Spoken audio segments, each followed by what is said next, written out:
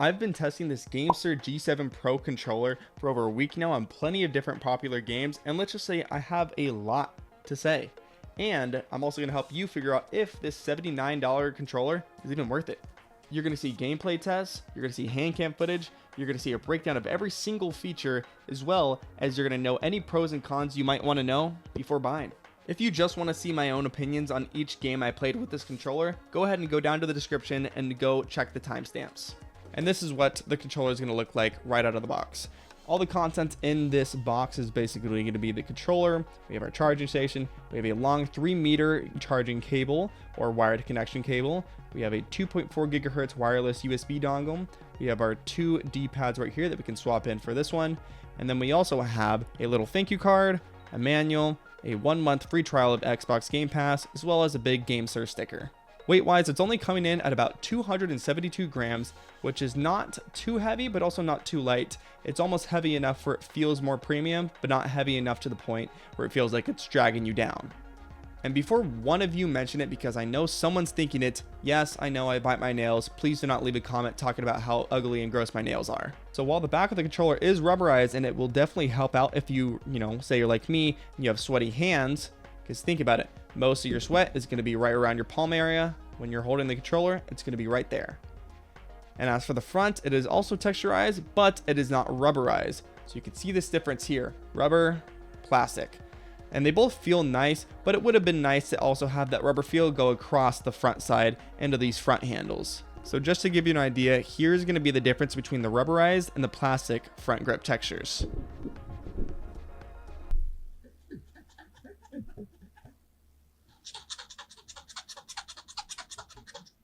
This controller definitely has a very sturdiness and premium feel to it, especially when compared to the Xbox Series X or GameSir G7 SE controller.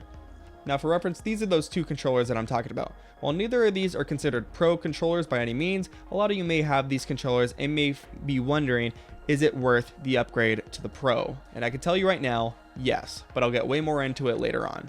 So the controller has magnetic removable face plates. It has a 3-plate front, basically where you can remove this plate, this front handle, and this other front handle. Now if I wanted to just take it off, I just peel it from the top and it comes right off. And one cool thing is look at how satisfying it is to look into this controller, but you can do even more. I can also peel the other side off, just like that, and the other side. I guess I can't do it with those nails that I bite. There we go. Just a little bit of prying with something. I just used that USB dongle. But you can see in here, this is what the entirety of the inside of the controller looks like. So I actually noticed with this GameSir Pro controller that the stick tension is actually about, to give you an idea, the same as the original Xbox Series X controller.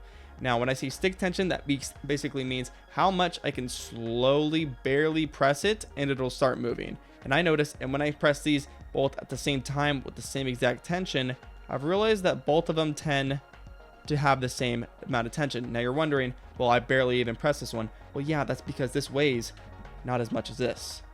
In terms of comparing it to the other GameSir controller I have, the GameSir G7 SE, I definitely notice a huge difference in terms of the stick tension, right? If I pull them both, let's say down, I definitely have noticed that there is less force needed to switch or to move down or left or right both joysticks on the GameSir G7 SE controller compared to the Pro controller. So those TMR sticks definitely feel like you need to give them a little bit more tension, but nothing too crazy where it feels like it's going to mess up my game. Now to break down some other features, the first one we want to talk about is definitely these TMR joysticks. They have a 1000 Hz polling rate using a 12-bit ADC chip, and they also have high durability, no drift. Now you're probably wondering, well, yeah, every controller markets their joysticks as high durability, no drift. But the biggest difference with this GameSir Pro controller is the fact that they are TMR sticks. Now for those of you who don't know TMR sticks, put simply, basically, these are not going to have stick drift compared to your stereotypical Xbox One controllers, right? So that you always know how people complain about those Xbox One wireless controllers or wired controllers always seeming to go bad with their joysticks pretty soon after buying. Well, these TMR sticks are not only going to last you way longer, but they're going to last you way longer with no stick drift. And even putting the stick drift aside, I promise you, you're going to have much better precision with these sticks because they're going to be really responsive, really precisioned, and very good for those shooter games especially. It also has these extra mini bumpers on the top right near the triggers and bumpers, and no, it is not in the way when you're playing these games or pressing the bumpers. I really never feel like I accidentally press the buttons, but I also feel like they're not too far where I need to overly reach my fingers around to actually press these clicky mouse sounding buttons. The triggers use Hall effect sensors. Basically, that's a fancy way of saying they use magnets instead of rubbing metal parts, so they don't wear out as quickly and they stay smooth for years. And when I say smooth, this is near fully quiet. I can barely hear these triggers when I'm using them. They're very smooth. The triggers are fully linear, so it doesn't feel like they're slowing down as they get lower and lower into the controller. There are also trigger stops on the back. Basically, you flip the switch and it shortens the trigger pull for faster shooting games like Call of Duty, Apex Legends, any shooter where you really need to make sure that you're able to immediately press and shoot. There's going to be no downtime when you're pressing down this controller. Now, in terms of connectivity, you can use this controller in 3 different ways. You can use it wired with USB-C, and you can do this on Xbox and PC, or you can do it wireless with the 2.4 gigahertz dongle, but this can only be used on PC. And if you wanted to use it with an Android device, all you would have to do is turn around this, set it to the Bluetooth option in the middle, and then you're going to be all set to use this with Bluetooth on Android. And when using wired, you just flip it to the middle. And when using the 2.4 gigahertz wireless dongle right here, you just switch it over to the right. Wired and 2.4 gigahertz both have a 1000 hertz polling rate, meaning it reports your inputs to the console or PC 1000 times per second, which is definitely faster than a standard controller and reduces input lag by a ton. So you can see my USB dongle is right over there and it is trying to connect to my controller. All you got to do, hold down that Xbox button, give it a second to let it connect, and now that it's done flashing, you can see that this is not flashing as well, so these are now paired and connected wirelessly. This controller has a built-in long-lasting battery. I was able to get in multiple long gaming sessions before needing my first recharge, and the dock is a really nice touch. All you do is you just drop the controller on it, and it charges automatically, and it even has a slot to store the wireless dongle so you don't lose it. So if I was using, say, wired or Bluetooth, I would just open this up right here. And yes, this is an actual port, so you need to line this USB up with it correctly. So, just like here. And now it's stuck in, and you can easily put this right back on and be ready to go. So it has a standard headphone jack at the bottom right here. You could just adjust game and chat volume directly from the controller. So if you're not in a game, you can easily press this up or down on the D-pad. And if you have a controller connected to this 3.5mm audio port, then your audio will go up or down if needed. Another cool thing is there's also a dedicated mute button with a red LED light so you know when your mic is off. Right now I don't have the controller connected, I'll do that later, but just know that this will glow red. So in terms of motor rumbles, there is 4 total. There's 2 down in the bottom, and there's also 2 up near the bumpers. As for customization, you get 4 extra buttons. You get 2 on the back that are very responsive. You can also turn off if you ever need to, just by pressing these in, and now these will not click anymore. But if you play shooters like me, you're usually going to want these to be on because I like to map these buttons to my faceplate buttons over here. And you also get swappable D-pads for different gaming styles, and the controller can be opened up for joystick maintenance if you ever need it. Now, say if I wanted to change out the D-pad, I would just lift this up, and then I can easily just pull out this D-pad and swap in, let's say, this one right here, slide it in, and then place back the plate. Now, one thing I did notice is this is definitely not optimized in terms of how it looks. Now, when I say not optimized for how it looks, basically what I mean is look at this controller. There's clearly some gaps in between the plus signs. Another thing I did notice is that while these joysticks are removable and you could just pull them out a little bit, I have noticed they kind of feel like you need to give it a little bit of force, which can kind of scare some users into making sure that they're not breaking the controller.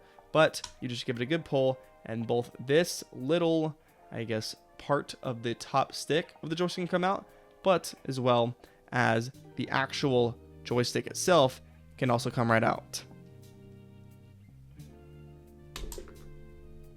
See, anyways, this is what I mean when I say that these joysticks aren't the easiest to take out, and sometimes you can really have to give it a little bit of force, but they come out nonetheless. And you can see these red TMR sticks that this controller is really based upon. But as for the overall pros, there's a lot, right? There's an excellent build quality, right? It feels very nice and responsive in my hand. There's the responsive controls with these precision TMR sticks, these micro switch buttons, and the bumpers feel great. It's got that high performance of that 1000 Hertz polling rate on PC with low input delay when wired and wireless. The triggers are great, especially when using the trigger stop. They feel that mouse click style, and they're also praised for the responsiveness. And trust me, I can say I can easily back that claim.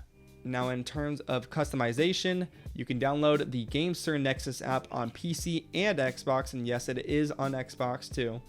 You can swap out these D-pads easily, and that's not to mention you can open up these faceplates for easy cleaning. The weight is just about perfect. It's not too light where it feels cheap and hollow, but it's also not too heavy to the point where it feels like it's dragging you down when you're holding your controller. It's about 272 grams, and it is completely well balanced for extended play. And trust me when I say I've been able to hold this controller in my hand for over 6 hours and still being good to go with no headaches. Another pro is that this controller works great for not just shooter games, but also multiple genres. It works good for shooters, racing games, fighter games, so many much more, right?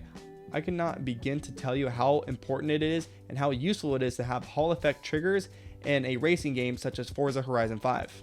This 1000 Hertz polling rate is supported on PC via both wired and that wireless USB dongle, which makes input registration extremely fast, reducing lag and optimizing your performance for the most competitive gameplay. The micro switch trigger stops on the back would be more recommended for shooters usually, and that Hall effect analog triggers would be better geared for smooth, consistent control, for example, like playing a racing game. And another pro I want to highlight is honestly the value. This controller is $79.99, which compared to most pro controllers is a great deal. And especially when it comes down to the fact that I prefer this controller more than those other more expensive controllers that are double or even triple the price. Now you're really starting to talk my language in terms of value to price to overall performance ratios. Now, as for some cons, this controller is only usable on Xbox when wired. So if you wanted to use it wireless, you're going to be stuck to PC. And another con, I guess if you wanted full customization, is that the back pad is not customizable. So, say if you threw on a hot pink front faceplate, but you wanted the back to match it, you wouldn't be able to do that, at least without opening up the backside and getting into the, the warranty stickers. And at that point, you're doing a little bit more than I'd probably recommend. Some reviews also did mention that the D-pad feels too sharp, honestly. And I'm going to be, quite frank, I think that's preference, right? I actually really like the feedback, and I think this has felt really responsive when using it in games, and I've had no issue with it. So if you're one that uses your D-pad, you might want to look into this a little bit more before buying. But if you're like me and you bought this controller mainly for shooter games, now obviously I don't use the D-pad for too much with shooter games, and I use it more for these TMR joysticks, those Hall effect triggers, and those trigger stops right there, right? And especially with these mappable buttons. Shoot, I have this button mapped to my B. I have this back button mapped to X. I have this button mapped to Y, and I have this button mapped to A. And trust me when I say, if you're like me and you play any kind of shooter games and you really want to have the highest competitive advantage, pick yourself up some Control Freaks, right? So I got these PS5, PS4 versions for this controller. Even though it's weird that, yes, this is an Xbox licensed controller, the Xbox Control Freaks actually do not fit on these sticks. However, the PS4, PS5 versions of them absolutely do when you just put them on right here, give it a little bit of a push, and they're nice and snug on here. The reason for this is when aiming, especially with these TMR precision sticks, and your dead zone is low, because obviously these won't have stick drift anymore, or even that tiniest bit, now you can have a little bit more precision when you're aiming with that right joystick. And if you're curious, these will be linked in the description as well. Basically, if you've been wondering what this is at the top of the controller, it's to make sure that your cable, your USB-C cable, when using a wired connection, does not get all messed up when you're using a wired controller, right? Too many times there's been, I'm sure there's been a time where you've maybe, if you've used Xbox controllers in the past or just any wired controller, you've accidentally hit this on, say, a table, or say you slam it down on the ground because you got all mad or whatever it be, and that cable is bent and then it has no longer been able to be used. This prevents that. You can now no longer bend the metal part, even if you tried, right? No matter what, obviously I'm not going to try and go to the fullest extent of how much it'll take for this to bend, but you get the point. This will now keep your metal USB-C cable fully safe when using. So we take it out. And the coolest part is when you don't even want to have it or use it, you could slide this forward and then you could take it up and it comes right out just like that. And now the controller's right back to being like that normal flat controller interface again. So in case you've been wondering, no, there is no driver software for this controller. It really can be plug and play if you want it to be. But I would just get the Nexus software, which is optional by the way, technically. But if you're getting a Pro controller, why wouldn't you take advantage of the advanced controls in the software? And speaking of software, why don't we show you the GameSir Nexus app on PC? Now, in terms of downloading the software, at least on PC, I would highly recommend downloading it on the Microsoft Store. As you can see here, you just type in GameSir, you'll see GameSir Nexus, and then you go ahead and download it here. I already have it open, so we're gonna pull it open right here. And now you can see we're already into the software. So you can see we can mess around with basically anything, as well as over at the top, you can mess around with the different types of profiles. You can see up here, you can just press M plus any of these buttons and you can switch between different profiles. Let's say if you have a preset set for, let's say, a shooter game, a preset for a sports game, a preset for, I don't know, let's say a racing game, etc., etc. Now, there's a lot of things you can mess around with in terms of what I personally mess around with. There's only a select few. First of all, I tend to turn my vibrations off. Now, I know vibrations is a big thing. So in terms of vibration, you can see over here at the top, you can see that we can also turn on our trigger vibrations, but I usually tend to keep these off just because of personal preference when I play my shooter games like Call of Duty Warzone being my main game. Now, in terms of the triggers, we can mess around with our dead zone settings here. Basically, the way it works is the closer this bottom of the line is closer to 0 on the x-axis, means that you will have the most minimum amount of force needed to activate. And we can easily mess around with them there. I'm going to go ahead and turn those back off. And you can mess around with all the different curves and hair trigger modes. I have it on adaptive. I also have my dead zones all at 0, especially for the triggers. You usually would want these to be towards 0. In terms of motion, I usually don't mess around with this stuff too much. I would say stay away from it unless you know exactly what you're doing. As for the sticks, this is really important. Usually on both, same thing, the left and right stick, you're going to want these initial dead zones over here to be at 0. If not at 0, then at 1, no more, no less. I usually like to keep the stick trajectory on circle, and just to give you an idea of what it looks like with the sticks, you can see here that right now we have about 1, maybe 2%. And I don't know if that's just maybe my luck of the draw with the sticks, but usually that 1 to 2 dead zone is not going to make too much a difference. Now I'll show you right here. If I progress a little bit to make it 1, now my stick drift is now 0s. So this is what I mean when I say I want you to adjust it by 1 at the very minimum, just to get rid of that here and there out of the box, I guess, short end of the stick type of drift that you get right out of the box. Now you can see that I'm at 0% all across the board, just from adjusting that 1 dead zone initial from 0 to 1, right? That just gives you an idea of the type of, I guess, quote unquote stick drift that can come right out of the box. I guess I just got the short end of the stick, but this controller has still been working for me perfectly fine. Trust me, you will more than likely not notice that 1% of difference. And we'll go to right stick, same thing, right? So my right stick is actually better than my left stick in terms of out of the box overall zones. You can see here, I'm going all the way around and it goes right back to 0. So I actually get to keep my right stick dead zone over in the top left. You can see over here, all the way at 0. Now, as for button remappings, these are the current mappings I have for my main game, which is Call of Duty Warzone. If you're curious, I have this extra mini button up here, or bumper, sorry, set as A, which is basically my melee, or to hold out to go to melee. I have my right bumper button set to Y, which is my plate or swap weapon. I have my back button over here, my L4 set to X, which is my interact and reload. And then my back right button over here set to B, which in my case is actually the slide. You can see over here, there's also going to be firmware updates in the top right if you never need to update that. As you can see here, I probably need to update mine right now, so I'll probably go ahead and do that now. And when you're back on the home page, this is everything you can see. Now, one thing to make sure that you do almost immediately when downloading the software is the first thing, go to the report right here and change it from 500 or 250 to whatever it is to 1000. This will change the native trigger vibration and it'll actually disable it just so it can make sure that we get the fastest input delay. You can see here from afar, you can see my vibrations, triggers, sticks, any kind of settings if I wanted to turn my controller off. All right, so right now this is what we're looking at in terms of the Gamepad Tester. Now you can see over on the left stick that we quite don't have any necessarily more than 1% stick drift.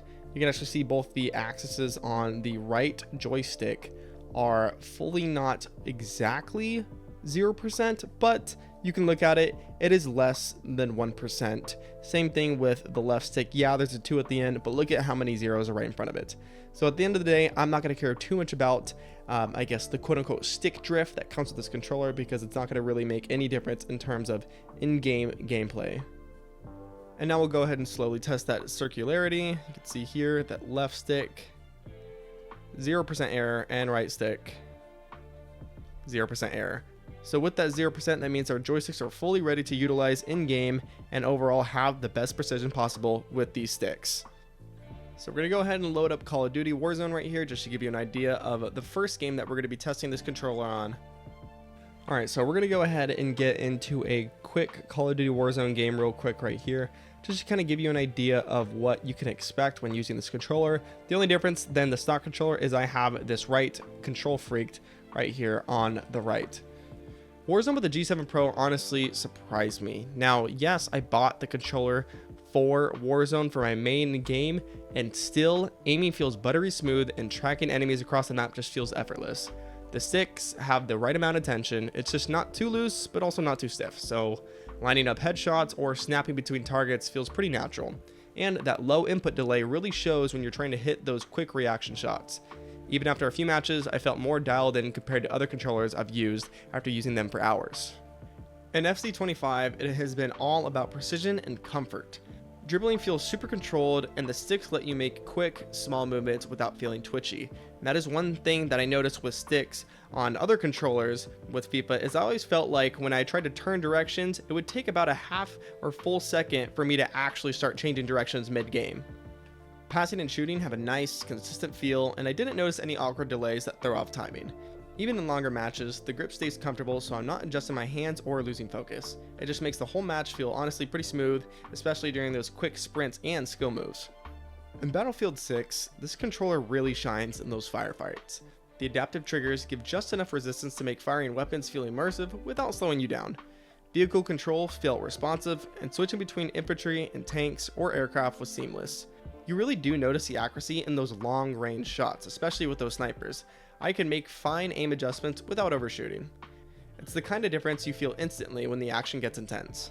And the other reason I use this control freak is not because it's necessary, but because I feel like it's easier to aim with this, and plus I've been using it for a very long time, so I'm also kind of just used to it at this point. Apex Legends is fast, and this controller keeps up. It's been sliding into fights, swapping weapons, and hitting precise shots feel seamless. The triggers are responsive, as are in the other games, and those thumbsticks give me the confidence for tracking enemies mid-fight. I never really felt like I was fighting the controller, it just did exactly what I wanted to, and it almost felt like an extension of my own hands. So when you're wall jumping, or bunny hopping, or snapping onto someone at close range, that responsiveness really matters, and it really shows on this controller. Forza Horizon 5 is where that trigger sensitivity really stands out. You can just feather the throttle or brake with so much control that drifting or fine-tuning your speed throughout those corners feels a lot more natural. The sticks are precise enough for tight steering without making you overcorrect. After a few races, it just clicks. You feel more connected to the car, and every little input you make shows up exactly how you intended on the track. Now, I will admit that in these type of racing games, the motor rumbles in this controller feel amazing. I really feel like it adds to the whole immersive experience, especially when you're playing in something or as something as bumpy of a road as this.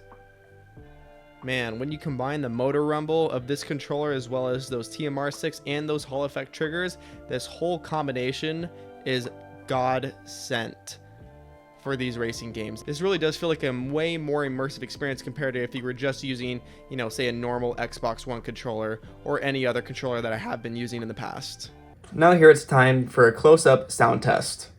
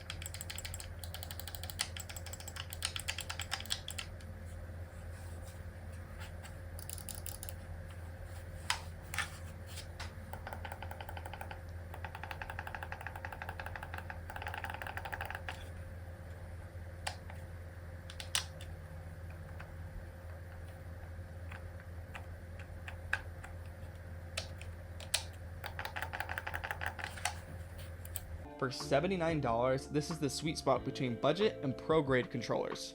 The link is down below if you do want to check it out, and if you really want to take up your game in shooters, take yourself up to the next level with these control freaks. I'll have both of the links in the description down below, and as always, thanks for watching.